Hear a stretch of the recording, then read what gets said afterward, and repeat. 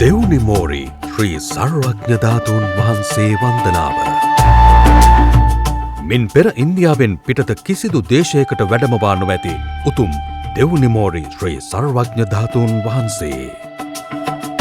ගරු ජනාධිපති අනුර කුමාර දිසානායක මැතිතුමාගේ ඉල්ලීමකට අනුව ඉන්දීය ගරු අග්‍රාමාත්‍ය ශ්‍රී නරේන්ද්‍ර මෝදි මැතිතුමාගේ අනුග්‍රහයෙන් දෙරට අතර සංස්කෘතික සහ ආධ්‍යාත්මික සමෘද්ධතාව වර්ධනය කරමින් ශ්‍රී ලංකාවට වැඩමවන උතුම් පුණ්‍ය කර්මය සියසින් දැකබලා වන්දනාමාන කිරීමේ දුර්ලභ ඓතිහාසික අවස්ථාව. 2026 පෙබරවාරි මාස 5 වන දින සිට 11 වන දින දක්වා කොළඹ හුණුපිටිය ගංගාරාම විහාරස්ථානයේදී මේ උතුම් අවස්ථාවට පින් කැමති ඔබ සැමට බැති සිතින් ආරාධනා.